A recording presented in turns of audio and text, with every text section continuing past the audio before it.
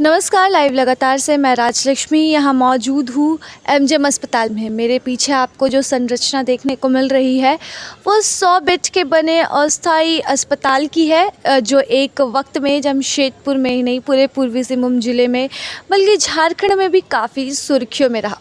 इसकी तारीफ़ काफ़ी की गई। स्वास्थ्य मंत्री बन्ना गुप्ता से लेकर उपायुक्त सूरज कुमार तक ने इस 100 बेड के बने अस्थायी अस्पताल की खूब तारीफ़ की थी। सूरज कुमार ने यहाँ तक कहा था कि ऐसा बिल्कुल नहीं लग रहा है कि हम एमजीएम के अस्पताल में खड़े हैं, बल्कि ऐसा लग रहा है कि हम किसी विदेश के अस्पताल में आप पहुँचे हो। तो आप समझ सकते हैं कि इस 100 बेड के बने अस्थायी अस्पताल ने एक वक्त में कितनी वाहवाही बटोरी थी। लेकिन यह वाहवाही तब बदहाली में बदली जब रातों रात यहाँ पर एक वार्ड में बलून ब्लास्ट की घटना सामने आई। रातों रात इस बलून ब्लास्ट ने अस्थायी अस्पताल को एक बार फिर से सुर्खियों में लाकर खड़ा कर दिया।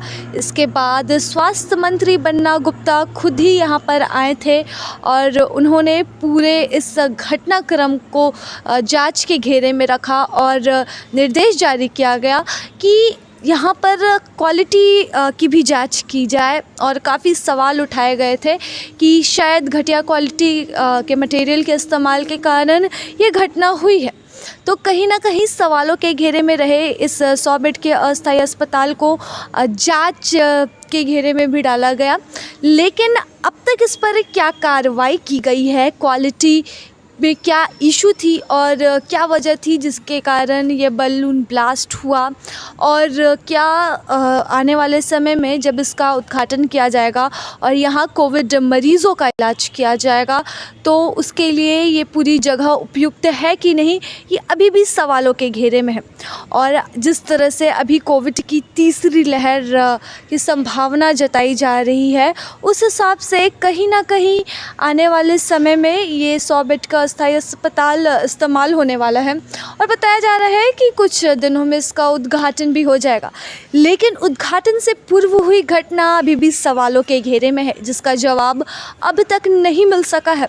स्वास्थ्य मंत्री बन्ना गुप्ता हर वक्त वाहवाही बटोरते रहते हैं कि यहाँ पर 100 बेड का एक ऐसा अस्थायी अस्पताल है जिसे कभी भी इस्तेमाल किया जा सकता है। और चूँकि एमजीएम सरकारी अस्पताल है और यहाँ गरीब इलाज करवाने के लिए आते हैं, तो सवाल यह भी उठता है कि किस भरोसे, किस सुरक्षा की गारंटी के भरोसे यहाँ पर मरीज़ इलाज करवाने के लिए आएंगे। क्योंकि जिस स्थान पे, जिस वार्ड में बलून ब्लास्ट की घटना हुई थी, उस वार्ड को तो वापस से एक बार मरम्मत कर दिया गया है, लेकिन घटना के पीछे की वजह और पूरी जांच शायद अभी भी सवालों के घेरे में है, जिस वजह से इसे उजागर नहीं किया गया और बात कहीं ना कहीं दबी रह गई।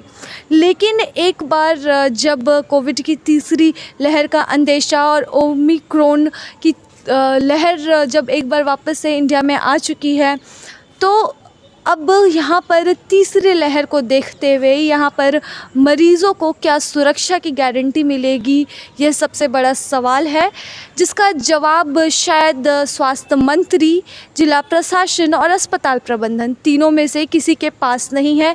लेकिन सबके पास एक जवाब ज़रूर है कि अस्पताल बनकर तैयार है और यहाँ पर कोविड मरीज़ों का इलाज हो सकता है।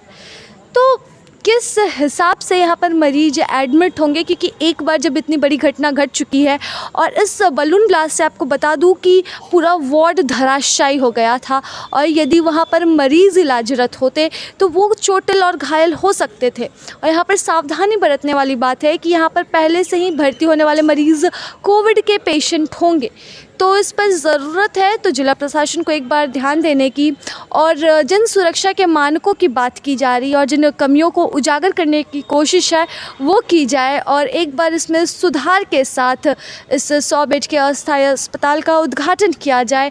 क्योंकि अब ज़रूरत है तो पूरे जिला प्रशासन को, पूरे ज़िले को कोविड की तीसरी लहर के लिए तैयार करने की, ताकि कोविड की पहली और दूसरी लहर के वक्त जो हताहत की स्थिति देखने को मिली थी वो स्थिति वापस से ना बने। तो इसी के साथ नमस्कार, मैं राजलक्ष्मी लाइव लगातार से। न्यूज अपडेट के लिए आप हमारे चैनल को सब्सक्राइब करें। आप हमें फेसबुक और इंस्टाग्राम पर भी फॉलो कर सकते हैं। बने रहे लगातार.in के साथ।